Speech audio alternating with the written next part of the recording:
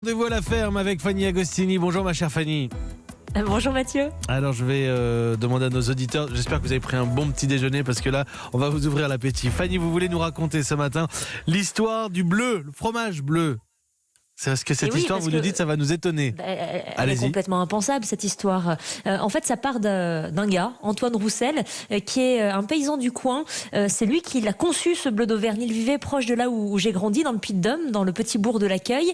Et c'est ici qu'il a mis au point cette œuvre d'art. On peut le dire, c'est une œuvre d'art, le bleu d'Auvergne. On raconte d'ailleurs souvent à tort que ce fromage bleu, comme la tarte tatin, a été inventé par sérendipité, c'est-à-dire par pur accident. Mais pas du tout.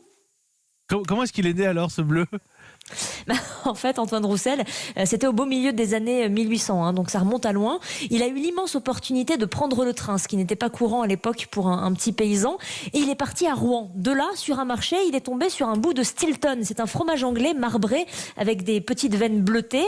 Et en rentrant au pays, en Auvergne, il a été complètement obsédé par l'idée de retrouver les procédés de fabrication du bleu, quitte à rester dans sa cave tout seul la nuit en hiver pendant plusieurs années. Et c'est ce qu'il a fait. Il a expérimenté toutes les techniques pour tenter de faire bleuir le fromage. Et un beau jour, nous sommes en 1854, le voilà presque au bord du renoncement. Et quand il repère quelque chose d'assez incongru, il repère que le pain de seigle rassis développe lui aussi au contact de l'air une moisissure bleue. Et là, bingo, il décide alors d'ensemencer le fromage avec de petits morceaux de pain vieillis. Et c'est là qu'il réalise une prouesse avant même, ça c'est une info, que Pasteur lui-même démontre le fonctionnement de la fermentation lactique et de l'ensemencement microbien. Donc il l'a fait avant Pasteur. Une prouesse, certes, mais la mie de pain ne suffit pas à faire du bleu. Tout à fait Mathieu, pour parvenir à cette perfection, il faut que le bleu aille uniformément jusqu'au cœur du fromage. Alors le deuxième casse-tête pour Antoine Roussel, ça a été de mettre de l'air dans le bleu. Donc il a demandé à un voisin de lui fabriquer une machine hérissée d'aiguilles à tricoter.